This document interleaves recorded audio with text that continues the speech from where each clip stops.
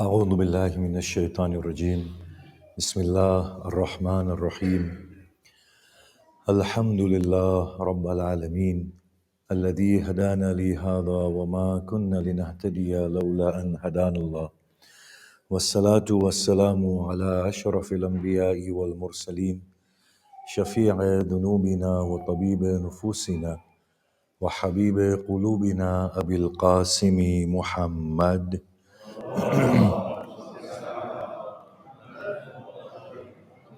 وآله الطيبين الطاهرين المعصومين وأصحابه المنتجبين ومن تبعهم بإحسان إلى قيام يوم الدين بسم الله الرحمن الرحيم رب اشرح لي صدري ويسر لي أمري واحلل عقدة من لساني يفقه قولي أما بعد السلام عليكم جميعا ورحمة الله وبركاته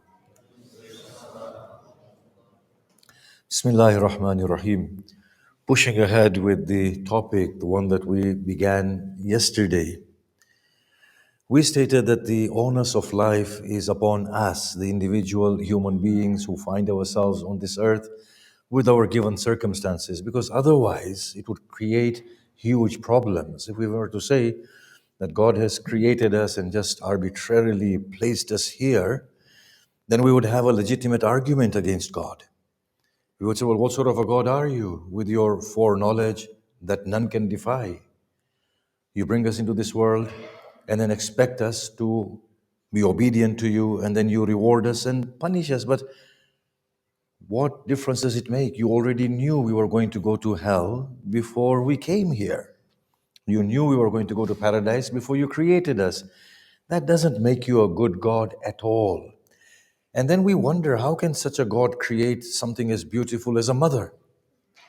How can such a God create something as phenomenally merciful as the Prophet? So we have this real tension that a mother is nothing but a product of her creator. The blessed Prophet is nothing but a product of the nature of his creator. Fitratullah allati fatara nas alayha. The nature of God upon which he has natured human beings. So on the one hand, this is what our inner nature is, one of forgiveness. As humanity is evolving, we are becoming more and more merciful. We are becoming more and more God-like. So on the one hand, we are displaying your nature inbuilt within us, breathed in our chest by your spirit. Of course, I use these words loosely. We've explained it in the last few days, what spirit is and the breath of God and whatever. And on the other hand, we find this notion of yours, your foreknowledge. And it just doesn't add up. There is a huge struggle. And religion is on the losing end of this struggle. It doesn't provide enough accurate, satisfying explanations. Now, the philosophers somehow are adamantly refusing the pre existence of individual human souls. I mean, they will agree that there might be something like the soul as the soul. Like we explained yesterday, one simple consciousness that we all have at the core of our being. They might agree to something like that. But they will never agree to individual conscious human beings because they have a problem with all this reincarnation, which, of course, we stated yesterday is due to their faulty definitions. So we asked the philosophers as we advance into this discussion today, well, why did God create this then? He said, had God not created this realm of existence, a lot of beauty in the display of God would have remained concealed, would not have seen the light of day and existence. We will say, so in order for God to create his beauty, he had to cause us toil in the way he is causing us? That surely doesn't make sense. So then they respond, but evil is not really evil, it's privation of good. Darkness is the absence of light. There is no such thing as darkness, although they don't give the example of the darkness, but what they say is sickness is the absence of health. I'll say, fine, it's the absence of health. So what does that mean? It means God doesn't create it, but I'm feeling sick right now. My audience are suffering listening to me. This suffering is the absence of a good lecture. You don't have to laugh at things like that, Salawat.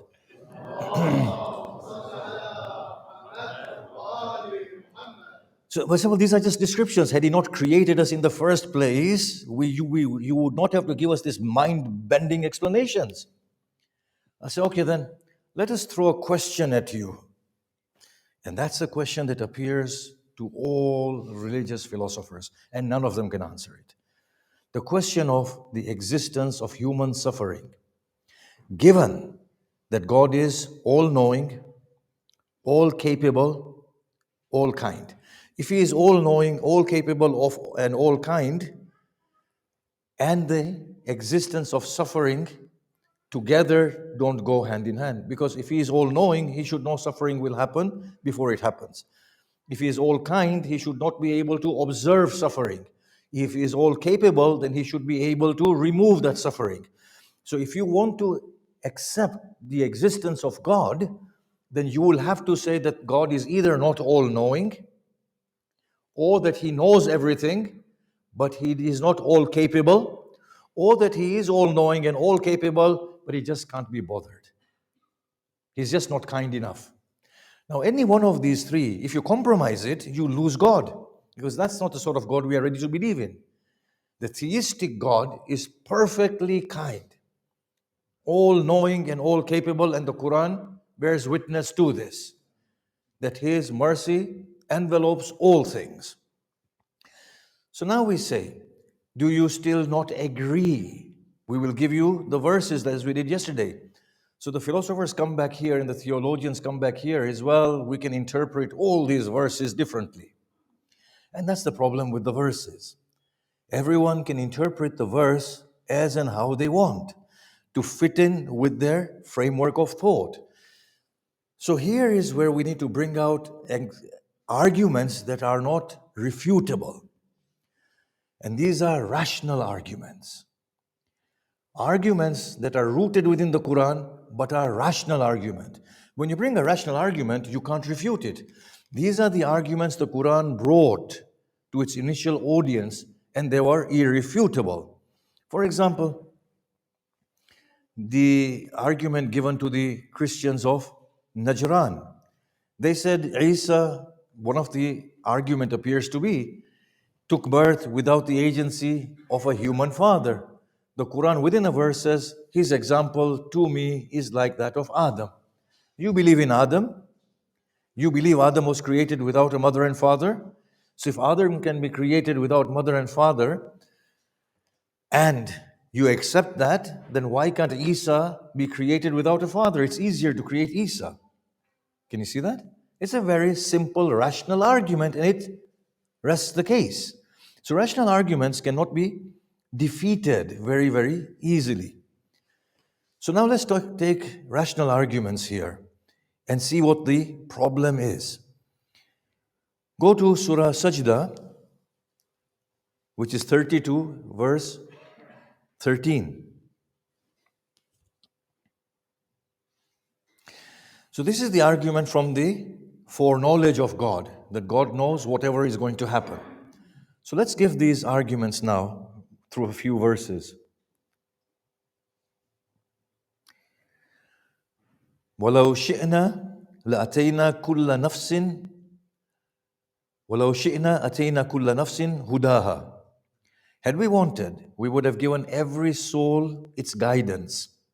وَلَكِنْ, however, حَقَّ الْقَوْلُ مِنِّي, my word will stand true. لَأَمْلَأَنَّ جَهَنَّمَ مِنَ الْجِنَّةِ وَالنَّاسِ أَجْمَعِينَ.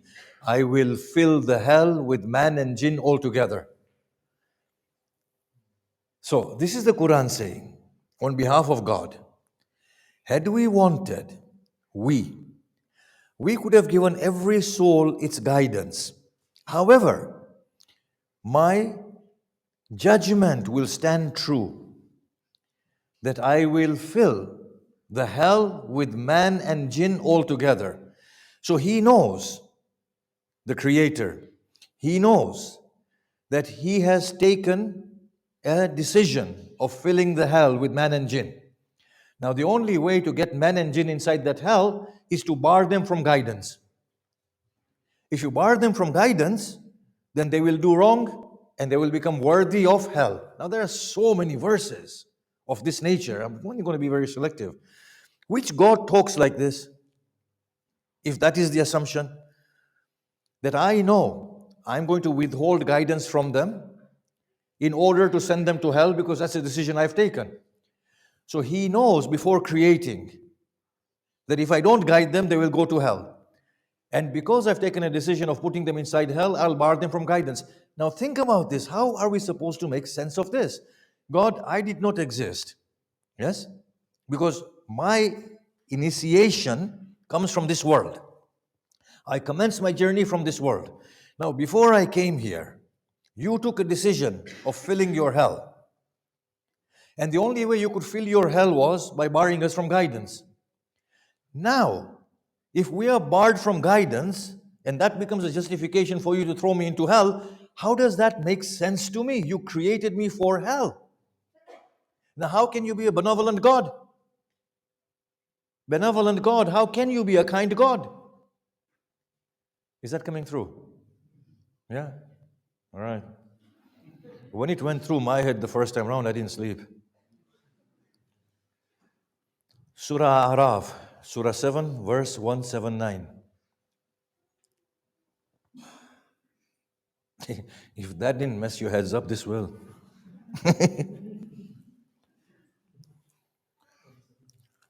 My job is only to make you accept that we existed before coming here. That's all.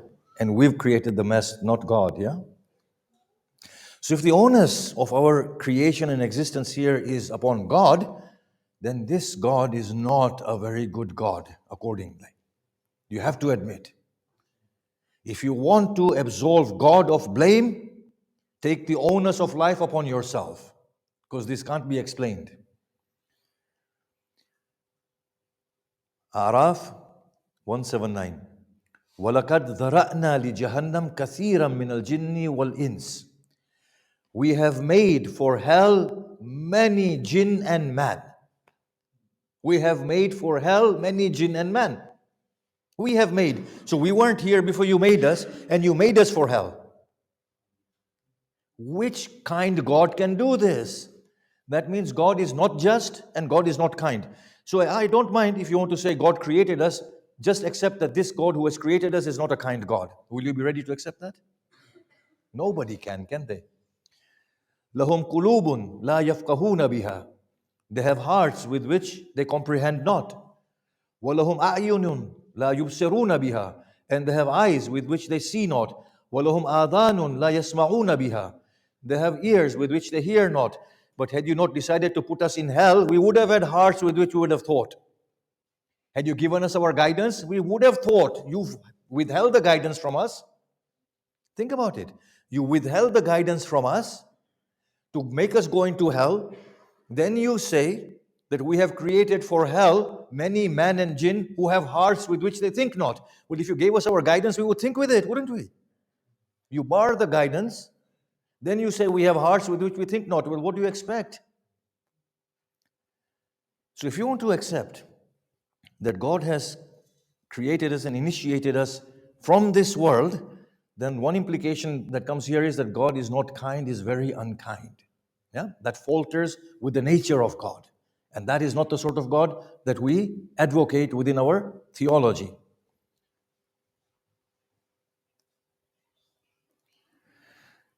Now look at the second series of verses. God guides and misguides. Surah Nahl, Surah 16, verse 93.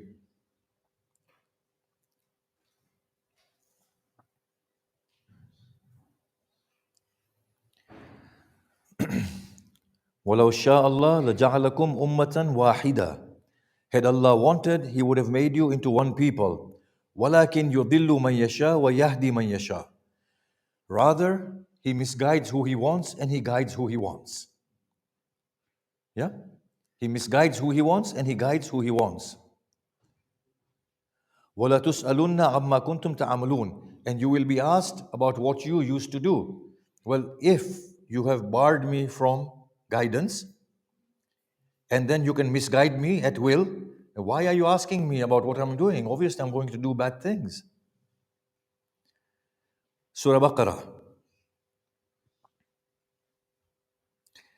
Inna Allah la, Surah 2, verse 26. إِنَّ اللَّهَ لَا يَسْتَحْيِي أَن يَضْرِبَ مَثَلًا مَا بَعُوضَةً فَمَا فَوْقَهَا. God does not feel a sense of embarrassment in giving the example of a small creature or something smaller than it, gnat or a mosquito. فَأَمَّا الَّذِينَ آمَنُوا فَيَعْلَمُونَ أَنَّهُ الْحَقُّ مِنْ رَبِّهِمْ. As for those who bring faith, they know it's the truth from the Lord.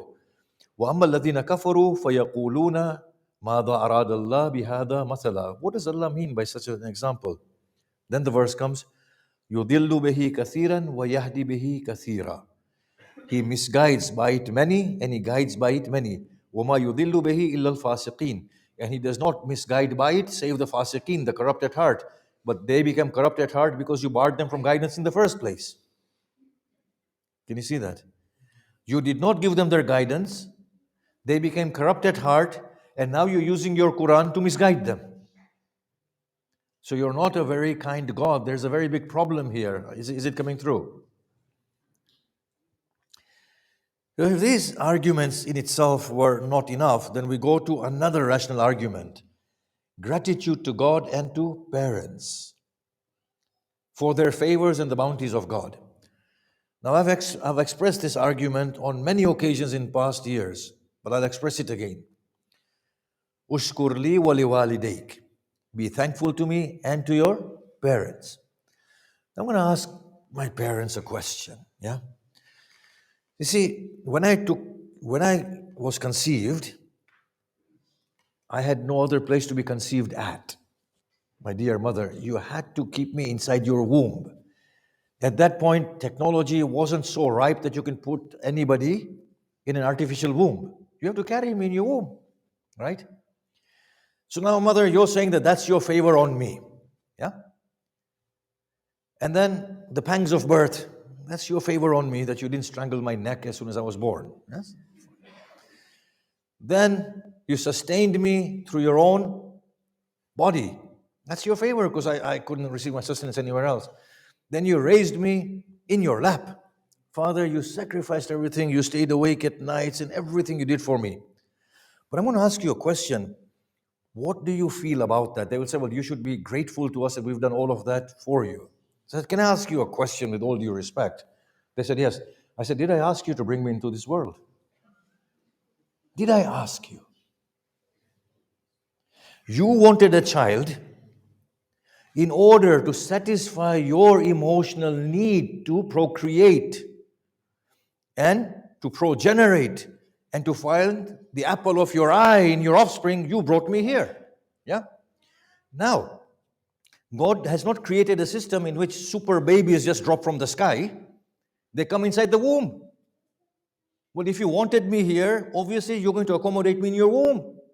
And then after I take birth, I can't go and earn and look after myself. Of course you have to look after me. Who else is going to look after me if not you? You brought me into this world. Obviously the onus is on you to look after me, isn't it? Why should I thank you for it? There is no thanks I owe to you because it's not a bestowal. You never asked me. Now I've got a counter argument against you. And they say, what? I'm going to take you to court for bringing me into this hellhole of a world. Look at how I'm suffering here. Why did you bring me here? For your selfish reasons. We can twist that argument. Can you see that? So when God says, thank me for whatever I've given to you, and I'm going to recite some of these verses.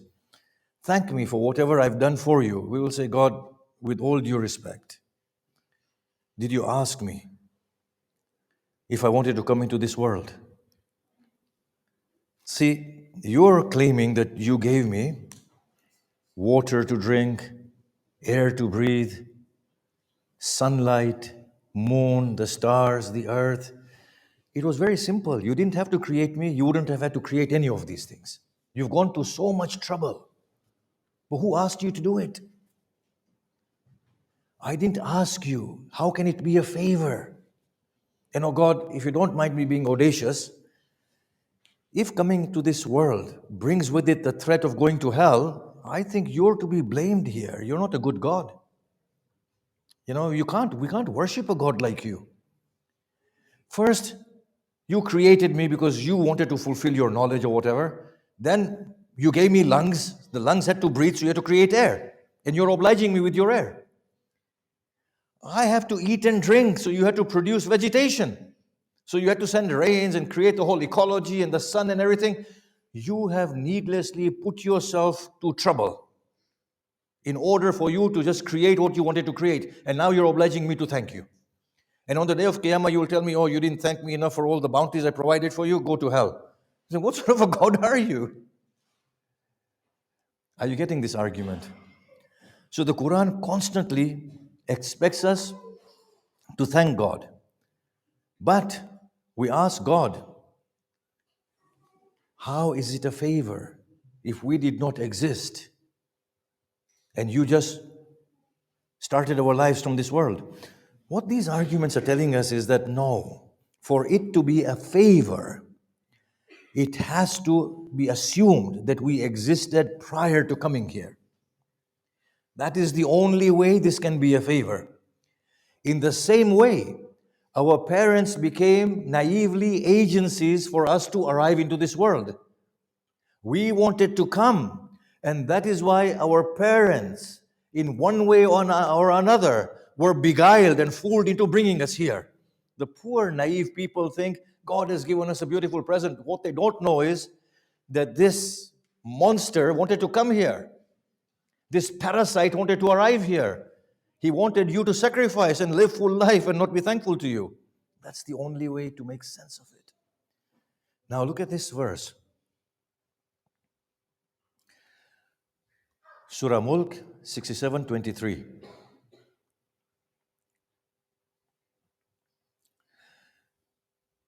قل هو الذي أنشأكم وجعل لكم السمع والأبصار والأفئدة قليلا ما تشكرون. He is the one who has raised you and made for you hearing, seeing, and a heart to think with.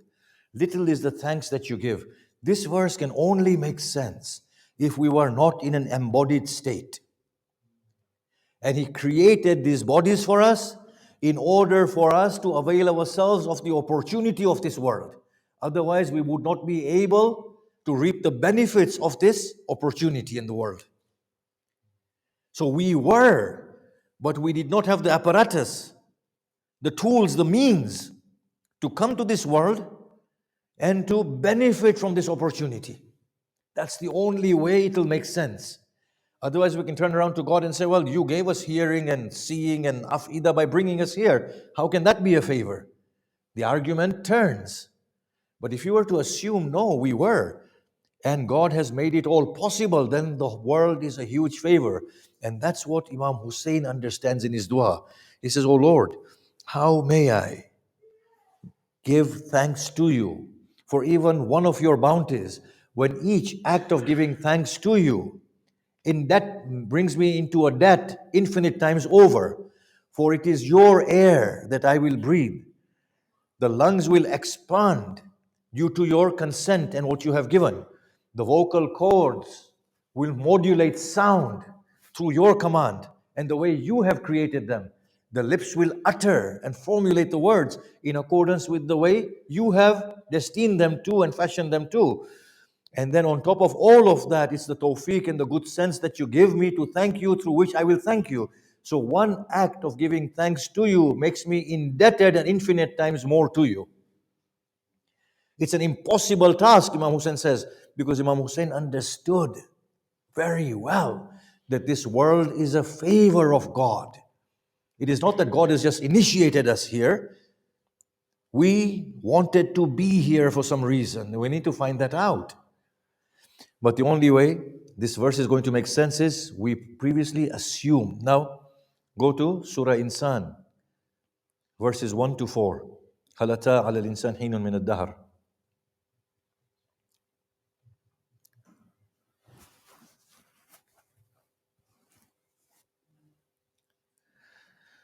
So the verse, هل أتى على الإنسان حين من الدهر لم يكن شيئا مذكورا. Has there come a phase upon insan, a time frame, in which he wasn't worthy of mention? We created insan from a drop, mixed, and then we made him hearing and seeing. And we guided him the path. Either he is shakir or kafur. Either he is grateful or he is ungrateful. Now, if you look at these verses, it clearly says that there was insan, and that insan was unworthy. We made all of this for him that he can make the most of this life. He is either grateful or ungrateful. Of course, gratefulness doesn't mean saying thank you, thank you, thank you. It means making the most of this life. I'll just clarify this. When you give somebody scholarship and put them inside the university, if after that they just go onto their smart device and start thanking you 1,000 times a day, you'll get fed up, won't you? You'll say, look, gratefulness means study. Get something in your head and pass your exam. Being grateful doesn't mean texting me every second, thank you, thank you, thank you, thank you, thank you, right? Are you getting it? Our understanding of being grateful to God is just saying shukr, which is good. Keep on saying shukr, shukr, shukr, but become worthy. That's the real show of gratitude.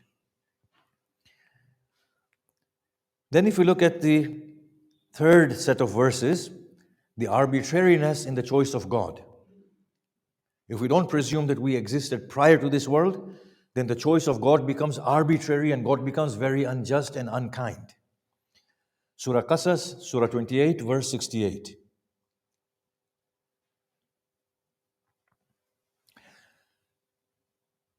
Surah 28, verse 68. وَرَبُّكَ يَخْلُقُ مَا يَشَاءُ وَيَخْتَارُ مَا كَانَ لَهُمُ الْخِيَرَةُ. Your Lord creates whatever He wants and He chooses. They have no discretion in the matter. So He makes somebody white, another one brown, another one black, another one male, another one female, another one sick, another one healthy. If it is purely the choice of God and we begin in this world, then we will say to God, you made me take birth, yes, in the household of a criminal. Of course I was going to turn out to be a criminal, right? That's what happens. Now Abu Lahab would have a decisive argument against God. He would say, God, had you made me your Muhammad and cut my heart and washed it, I too would have been angelic. But you did that for him and not for me. It was your choice. Had Ruhul Amin breathed in my soul, I too would have been like Isa. You make me take birth in the ambit of pagan Islam and make me the head of the Kaaba, and then you burn me for it. It was your choice. How am I to be blamed? You started my existence in a disadvantaged state. Surah Shu'ara, Surah 42, verse 49.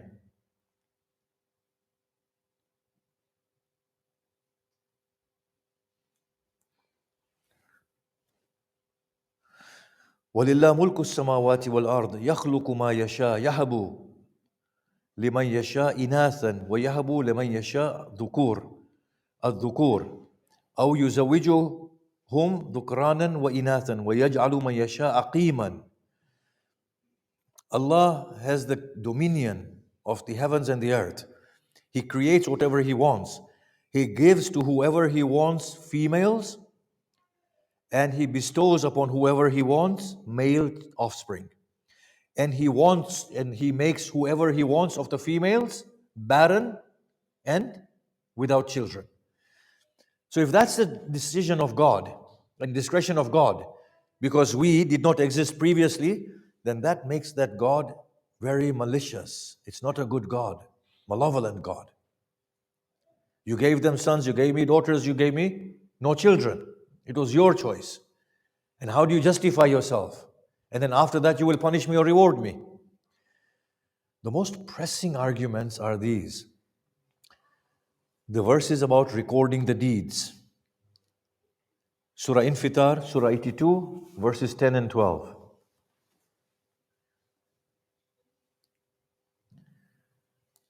Think about these things when you read the Quran. وَإِنَّ عَلَيْكُمْ لَحَافِظِينَ كِرَامًا كَاتِبِينَ يَعْلَمُونَ مَا تَفْعَلُونَ. Upon you are watchers, the noble scribes.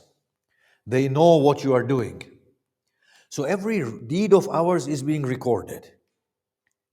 How can that make sense if we did not already make a pact with God?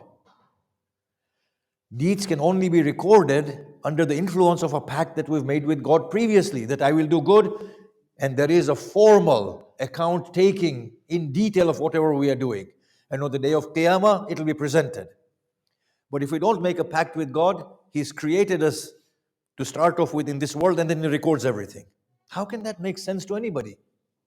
And every individual's deeds are being written. Zukhruf 43:80.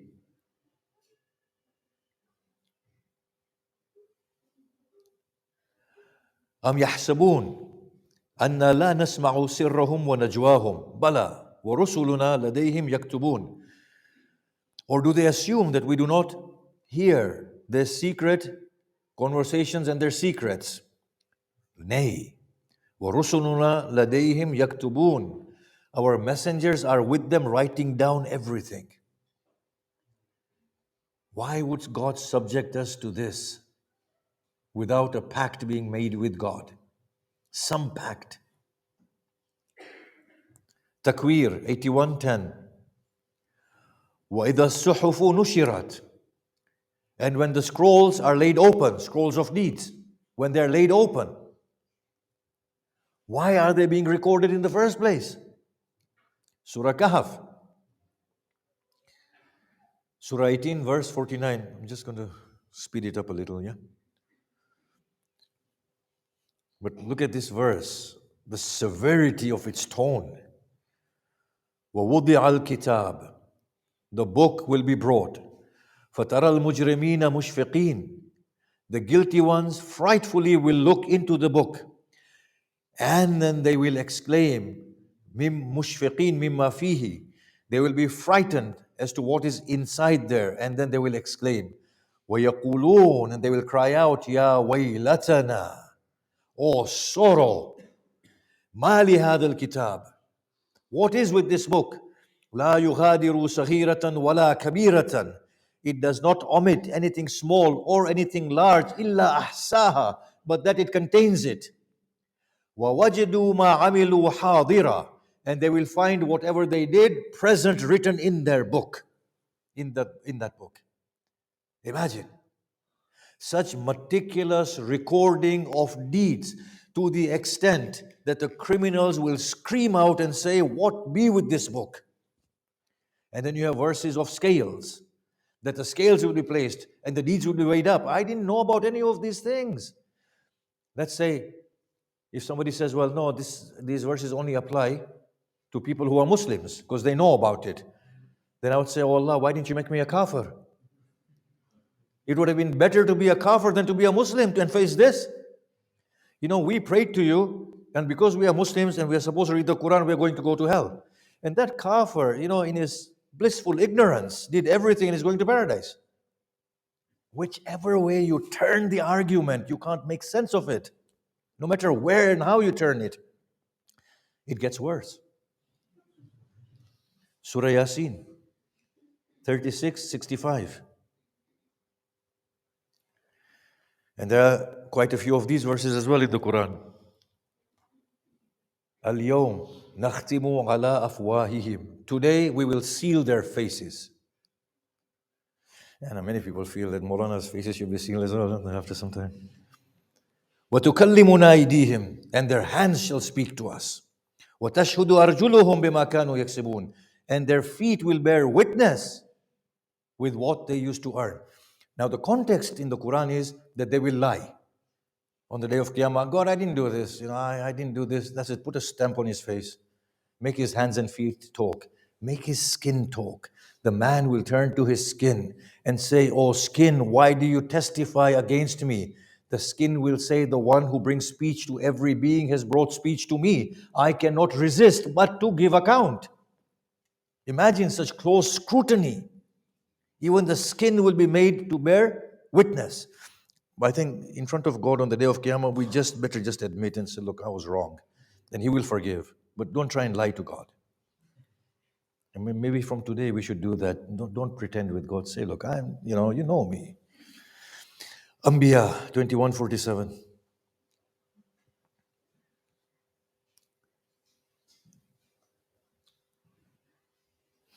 Psychologically, if you tell somebody it's daytime, it's daytime, it's daytime, enough times they will believe. Even if it's night, they'll believe it's daytime, right? Yeah, you won't get it. وَنَضَعُ الْمَوَازِينَ الْقِسْطِ, and the scales of justice will be placed لِيَوْمِ الْقِيَامَةِ, on the day of standing and reckoning. فَلَا تُظْلَمُ نَفْسٌ شَيْئًا, and no soul will be oppressed, even to the slightest. Tell me something. If we assume that this is the initiation of our existence, then the scales of justice will be the biggest oppression against us. Can you see that? So the verse says the scales of justice will be placed, and no soul will be wronged, even in the slightest.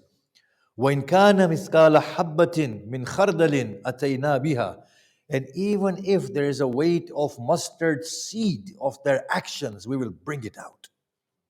Imagine. And Allah says in the Quran, or the Quran says, I know what is going on inside you. Refrain from sin, what is apparent and what is hidden, what is within and what is outside. He will bring mustard seeds. Yeah? Even if it's that sort of a weight, it'll be brought and put on the scale.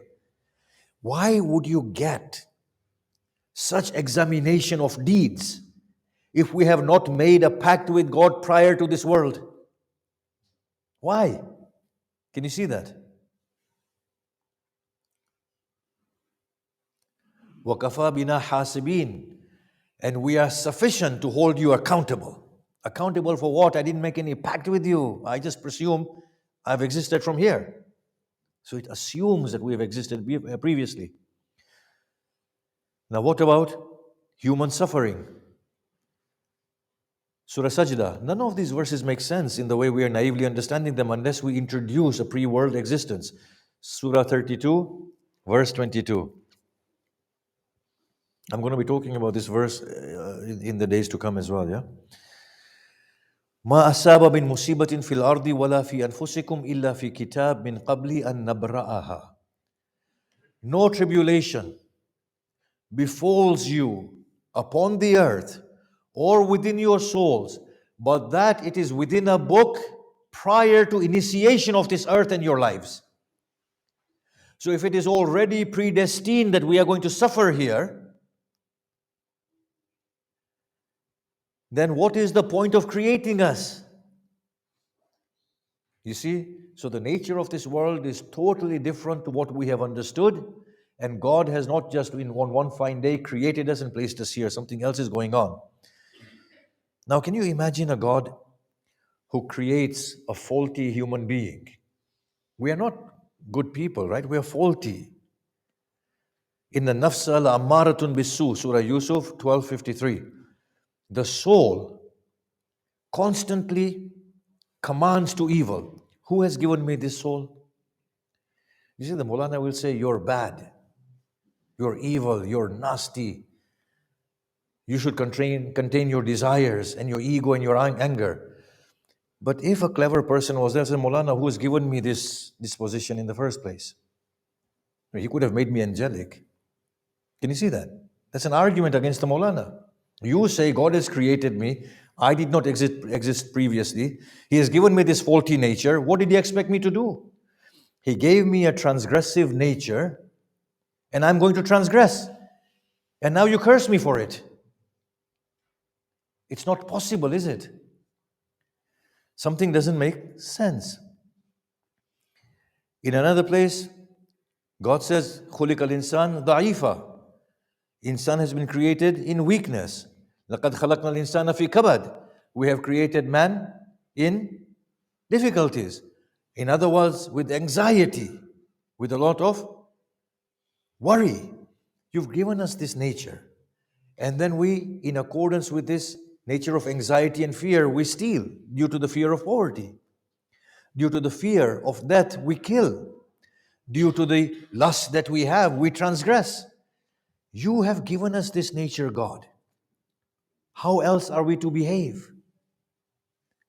What I'm trying to say here is that the only way all of this can be made sense of is if we understand that the onus of this life and its dynamics and its nature is not on God, but it's on us. Yet coming into this world is a favor of God upon us as a second chance for us. Now you might say, well, what has happened that we need a second chance? If you read the Quran is extremely emphatic. It's talking about adversity towards God. Shaitan did not bow before Adam. وَكَانَ مِنَ الْكَافِرِينَ. And he was amongst the kafirin. That's a plural there. If we do not want to twist its meaning, that he became a kafir. And if we take a direct meaning that he was amongst the kafirin. So that shows that there's always a group of people who are very defiant to God, who are always upholding their own authority.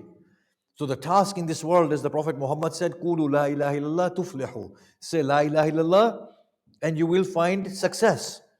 The Prophet has said the person who dies on la ilaha illallah has achieved success, has attained success. That's it, the minimum pass, la ilaha illallah. The other thing God says in the Quran is, فَاسْتَغْفِرْ لِذَنْبِكَ. Do istighfar for your sin. These are the two things the Quran says. So obviously we have done something somewhere. We want to explore that a bit more.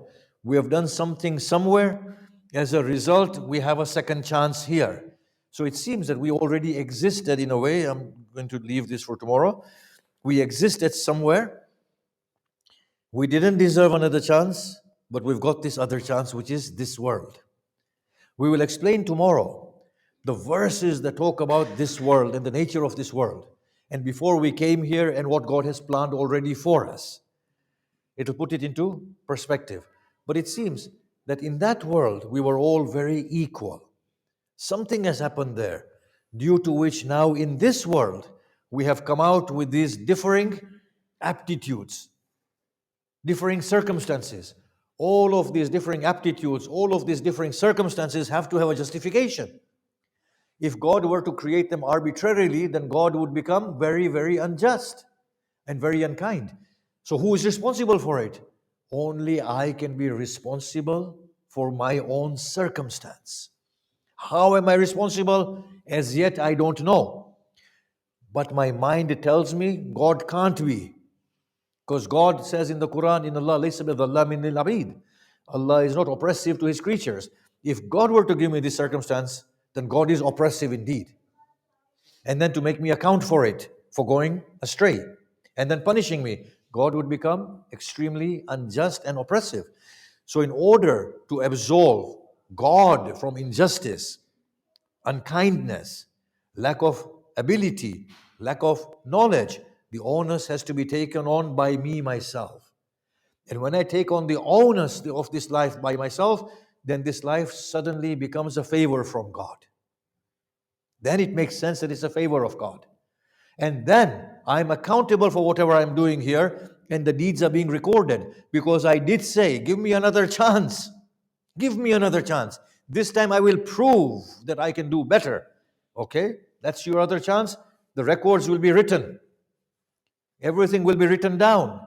We will see how you do. This is your second chance. On the day of Qiyamah, there are verses that my dear assistant doesn't agree with me, but the verses will say, "Oh Lord, now we see, now we hear, send us back. We will do better this time." The response comes, "You're liars. You go back, you'll do the same thing." Why are they saying this? Because it's already happened once before. You already came here once. You messed it up, and now you want another chance. You'll do the same thing again if you go back. The Quran says that, doesn't it? Send us back. We see, we hear, we've understood. We'll do right this time. If you go back, you'll do the same thing. You are liars. The Prophet said, this world is a prison for the believer. Believer are those people whose hearts are good, who have not been bad, but who have done some mistakes. As a result, they are here. Now, I know somebody's mind will ignite and say, well, what did the prophets do? Commit sins as well. And if it's not there, I've put it there already. So we'll need to explore it at some point. So the only way this world can become a favor from God is when we don't deserve coming in this world. And it's a second chance for us to make amends for the wrongs that we have done. The prominent wrong that we have done, according to the Quran, might be shirk, defying God, defiance of God, yes?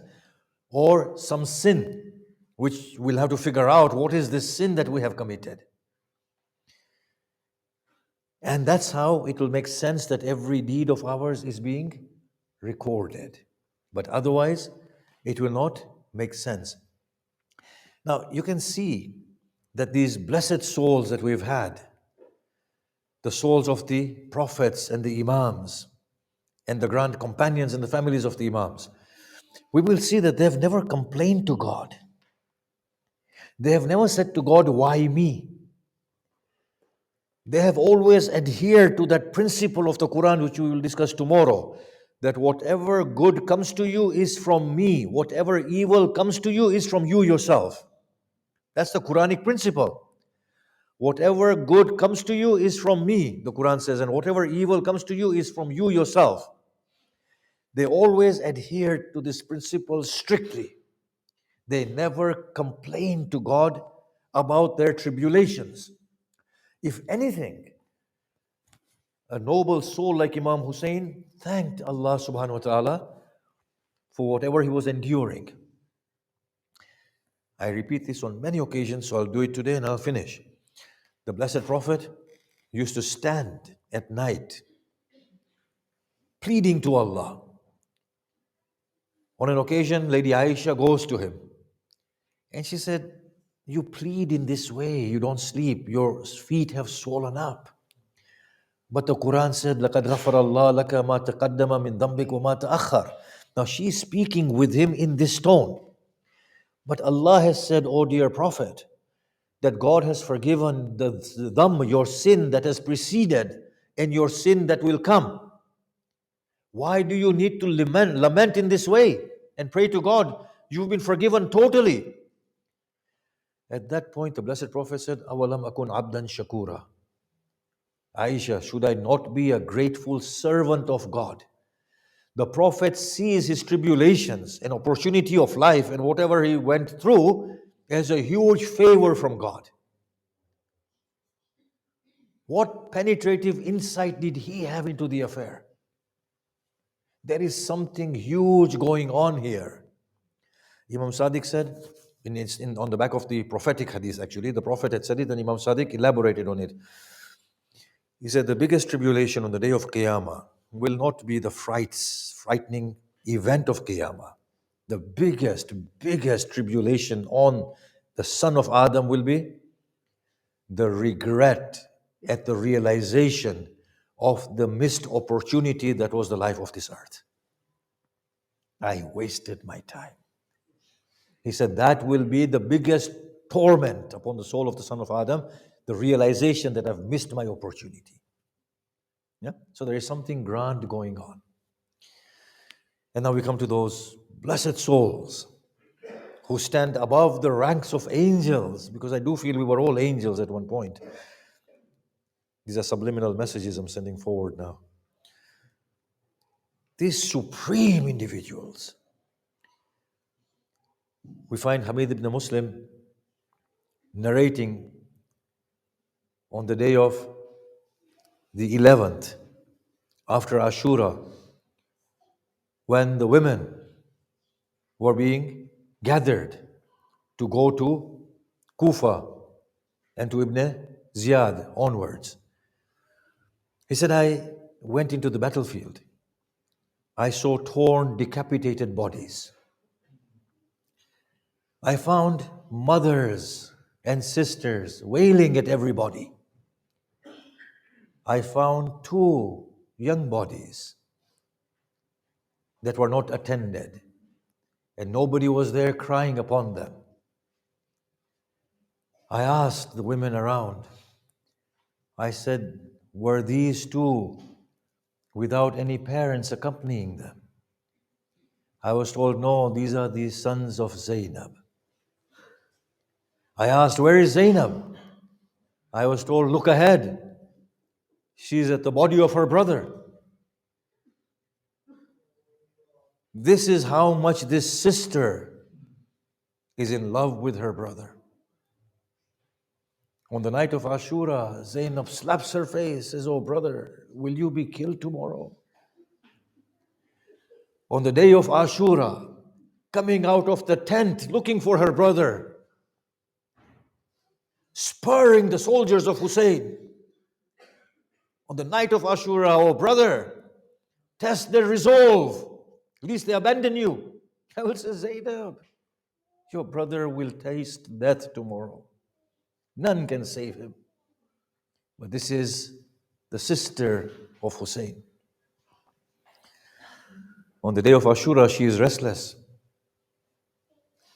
As the heroes fall, Zainab runs to their body as Hussein brings them back with Abbas. She looks at her children. She says, "Oh children, will you not give your lives for your uncle?" They said, "Oh mother, he restrains us, does not allow us to go." She said, "Call your uncle to me." When they said, "Our mother calls you," he hesitates. She calls out to him. He goes into the tent. Said, "Brother, look at me." He was refusing to look at her. "Brother, what face will I show to our mother on the day of Qiyamah?" He said, "Oh sister, Abdullah may not be happy. He gave them for you, O Hussein. Allow them to go." Reluctantly he allowed. We read that she combs their hair and applies collyrium to their eyes. She beautifies her gifts for Hussein. They saddle, they go onwards. She says, "If you find Ibn Sa'ad, put him to death. If you get to the water, be mindful your uncle is thirsty." As they go on, Hussein stands at an elevated place, overlooking their battle. Umar ibn Sa'ad says, "Whose children are these youthful boys?" "Zainab's." "I am amazed at the love that this sister has for her brother, to send such beautiful sons into the battlefield to die." The two children fight. Muhammad is struck upon his head. On comes to him, lifts his head. He says, "Oh brother, I am soon to join you." He is struck down as he speaks. Hussein rushes to the battlefield. It is described that Hussein carried the bodies of the children, that their chests were in Hussein's arms and their feet were dragging.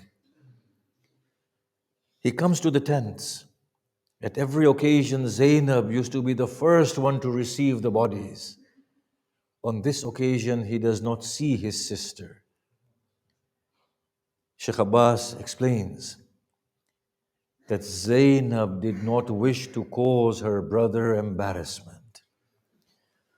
Matem Hussein.